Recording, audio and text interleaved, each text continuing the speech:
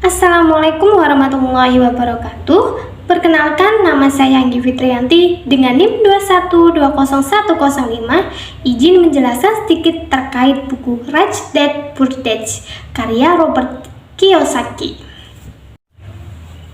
Nah, jadi buku Rich Dad Poor Dad merupakan buku yang ditulis oleh seorang penulis, perencanaan finansial, investor, dan pengusaha asal Amerika Serikat, yaitu Robert T. Kiyosaki. Buku ini memaparkan mengenai pentingnya peka akan keuangan atau finansial di masa kini. Buku ini wajib dan layak dijadikan referensi bacaan sebab akan mengarahkan kita agar mencapai pada kebebasan finansial.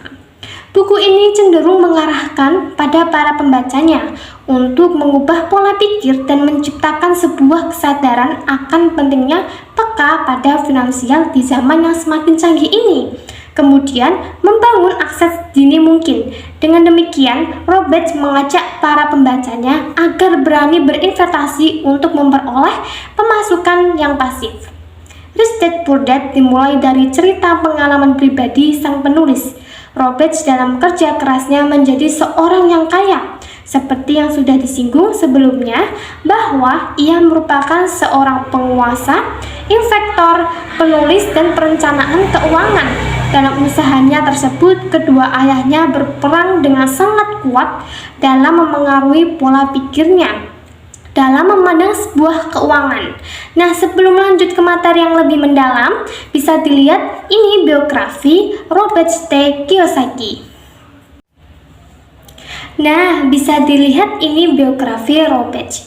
Robert memiliki dua orang ayah yang memiliki pola pikir dan latar belakang yang berbeda. Dalam buku ini, ayah pertama disebut sebagai Poor Dad, yang tidak lain merupakan ayah kandungnya. Poor Dad menyandang gelar PhD dan bekerja di sebuah kantor pemerintahan, akan tetapi sayangnya mengalami kendala keuangan. Lain halnya dengan ayah kedua yang disapa Rich Dad, ialah adalah ayah dari Mix, temannya Robert. Rich Dad tidak pernah menuntaskan pendidikan SMP, tetapi mempunyai usaha atau bisnis di bidang retail. Menariknya adalah kedua tokoh ayah ini mampu memvisualisasikan realitas yang terjadi di masyarakat. Rich Dad mewakili pola pikir orang kaya, sedangkan Poor Dad mengambil peran dari perspektif orang miskin dalam memandang uang. Nah, buku Rich Dad Poor Dad terbagi menjadi 3 bab, yaitu pendahuluan, isi, dan penutup. Di bab pendahuluan, Robert membagi 2 perspektif yang bertentangan akan masalah keuangan atau finansial. Ia memiliki dugaan ayah Max yang bekerja sebagai seorang pengusaha menjadi Rich Dad, sementara ayahnya yang cerdas dianggap sebagai Poor Dad. Selanjutnya, pembelajaran dari Rich Dad. Pada bagian ini terdapat beberapa pelajaran penting yang dapat dijadikan sebagai bahan dasar untuk lebih memperluas pemikiran kalian selaku pembaca. Apa saja? Berikut uraiannya. Yang pertama, orang kaya bukan bekerja untuk memperoleh uang. Poor Dad menjelaskan bahwa Robert harus belajar dengan giat serta meraih nilai tinggi sekolah agar mampu memperoleh pekerjaan yang bagus dan bermutu. Seperti inilah cara bekerja pemikirannya ayah Robert, layaknya orang-orang pada umumnya, bekerja guna mendapatkan sebuah uang. Dalam hal tersebut, Rich Dad menyetujui bahwa pendidikan itu sangatlah penting. Akan tetapi, hal yang lebih penting ialah bukan pada menghasilkan nilai tinggi, melainkan belajar yang didapatkan. Terdapat satu pelajaran krusial yang didapat dari ayah Mac, yaitu orang kaya tidak bekerja untuk memperoleh uang. Robert dan Mac meminta untuk diajarkan mengenai cara menjadi kaya oleh ayah Max. Alhasil, ayah dan dari Max menyetujui, tetapi syaratnya mereka harus bekerja pada salah satu usaha milik ayah Max dengan upah yang kecil.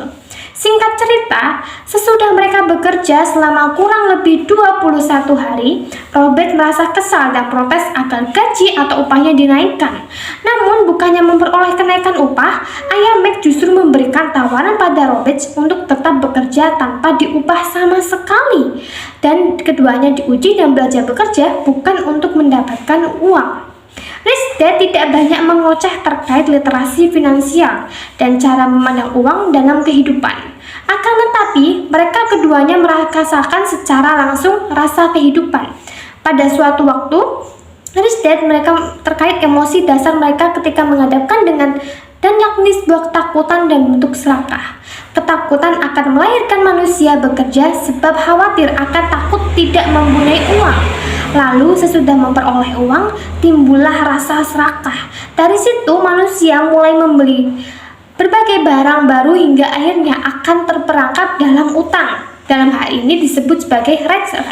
Mereka yang hendak menjadi orang kaya perlu menggunakan dan mengasah pola pikirnya untuk dapat mengendalikan kedua emosi tersebut.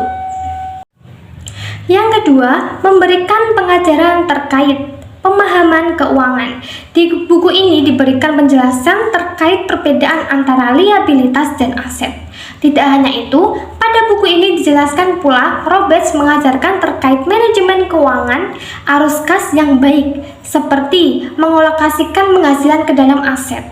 Yang ketiga, belajar mengenai literasi finansial. Roberts menuangkan cerita mengenai beberapa orang kaya pada masanya yang bekerja memilukan, di antaranya terdapat direktur, spekulan pasar saham, dan sebagainya. Mereka merupakan beberapa orang yang mempunyai penghasilan yang terbilang luar biasa, tetapi sayangnya berakhir dengan sebuah utang, kecanduan dengan obat-obatan terlarang, bahkan ada pula yang bunuh diri. Sebenarnya kita tentu kerap kali melihat beberapa artis atau public speaking yang kaya, kemudian justru berakhir dengan tragis sebab boros pada keuangannya. Yang keempat, cerdas dalam memiliki peluang.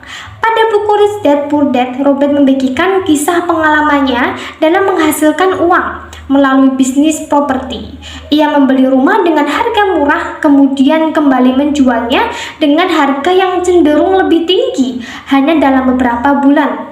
Ia mengerjakannya dikarenakan melihat peluang kehidupan kritis ekonomi,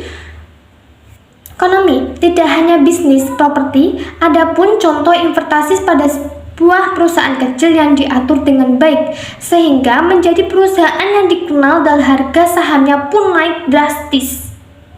Bagi sebagian orang yang mempunyai level kecerdasan finansial tinggi, akibatnya ia bentuk dari ketidaktahuan akan suatu hal itu bekerja dan memanifestasikan uang. Dalam buku ini, apabila kita mampu cara kerja pasar dalam menciptakan uang, resikonya pun akan semakin kecil.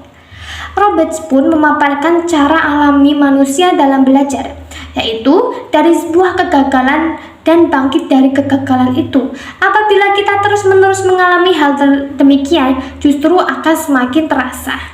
Tidak sedikit orang yang merasa khawatir ketika mengalami sebuah kegagalan hingga akhirnya tidak memiliki keberanian dalam mencobanya. Selanjutnya, kelima, sejarah pajak dan kekuatan korporasi pengetahuan. Merupakan kekuatan orang bisnis memiliki pengetahuan mengenai hukum, perpajakan, dan korporasi. Mereka melaksanakan pajak secara legal. Dengan demikian, mereka yang melancarkan bisnis kondom pembayaran pajak lebih sedikit apabila dibandingkan dengan seseorang yang bekerja di suatu tempat.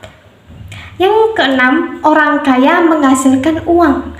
Orang kaya meluangkan waktunya untuk mengembangkan dan meningkatkan kecerdasan finansial mereka, sementara orang yang miskin dan menengah condong bekerja keras yang kelak mereka hendaki membayar pajak lebih besar atau tinggi. Orang kaya pun menghasilkan uang dengan cara menciptakan sebuah bisnis atau membeli aset yang nantinya hendak memberikan penghasilan stagnan. Hal tersebut yang tidak dilakukan oleh orang miskin dan menengah. Yang ketujuh, bekerja untuk belajar orang kaya. Bekerja untuk belajar mengenai sistem perusahaan tersebut, fokus utama untuk bekerja ialah ilmu yang didapatkan. Kemudian direalisasikan untuk bisnisnya mendatang. Dengan demikian, yang demikian ini orang akan berkembang menjadi seorang yang lebih kaya lagi. Yang kedelapan, belajar mengenai marketing. Roberts dalam bukunya ini mengatakan bahwa tidak sedikit orang berbakat tetapi diberikan upah dengan rendah sebab tidak mampu memasarkan bakat mereka. Tidak ada yang tahu mengenai bakat atau talenta mereka sehingga semuanya orang hanya berpaku di situ. Sekitar 20 tahun lalu, Robert Kiyosaki menulis Rich Dad Poor Dad, buku pengelolaan keuangan pribadi nomor 1 sepanjang sejarah. Buku ini menantang dan mengubah cara pikir puluhan juta orang di seluruh dunia tentang uang. Makna mendalami pada buku Rich Dad Poor Dad. Dalam buku ini, Robert Kiyosaki mengajarkan kepada pembacanya untuk melatih anak cucunya kelak, bahkan untuk dirinya sendiri agar cerdas dalam mengelola persoalan finansialnya. Kemudian Robert juga menggarisbawahi bahwa orang kaya tidak bekerja hanya untuk uang, melainkan uang yang akan bekerja untuknya. Kerap kali kita sebagai manusia dengan segala kekurangannya dan butuhan yang tidak ada batasnya ini memiliki untuk membatasi kecakapan otak dalam berpikir. Hal yang dilakukan oleh manusia itu justru memikirkan bagaimana cara mendapatkan uang yang banyak, bukan memikirkan bagaimana agar memiliki banyak uang yang mampu bekerja untuk dirinya masing-masing. Dengan kondisi secara umum yang semakin tak menentu, memang sudah sewajarnya untuk peka akan finansial. Sebenarnya bukan hanya peka, melainkan mampu memahami pokok-pokok dan membedakan antara aset dengan liabilitas. Dalam hal tersebut, Roberts memaknai aset sebagai hal yang memasukkan uang ke dalam kantong. Intinya, aset bukanlah sekedar harta atau berbagai barang berharga. Akan tetapi, bagaimana hal tersebut mampu memberikan tambahan pemasukannya untuk dirinya. Lalu liabilitas kebalikan dari aset, yaitu sebagai hal yang mengeluarkan uang dari kantong atau saku. Barangkali penjelasan tersebut lebih terkesan sederhana sehingga mudah dipahami dengan baik bila dibandingkan dengan pengertian atau hakikat aset liabilitas yang pernah kalian baca melalui berbagai buku akuntansi. Selain itu, Robert Kiyosaki melalui buku ini pun mengajak pembacanya untuk mencoba berbisnis atau usaha sendiri. Setelah itu, usaha atau bisnisnya yang dibuat itu perlu dijalankan dengan ikhlas dan penuh hati. Jangan hanya dijadikan sebagai usaha sampingan. Ia menyarankan para pembacanya untuk mencoba memulai sebuah investasi. Menariknya, Robert memberikan sebuah motivasi pada para pembacanya dengan sangat bebas. Ia tidak memaksakan harus sesuai pilihannya. Kemudian, secara tidak langsung, Robert mendorong pembacanya agar berpikir dan berinvestasi yang sekiranya tepat dan pas untuk dikerjakan. Saran yang diberikan oleh Robert yaitu pilihlah investasi sesuai dengan ranah yang kita sukai. Misal, apabila seorang gemar menulis, orang tersebut dapat menginvestasikan kegemarannya itu ke bidang pembukuan atau kepenulisan.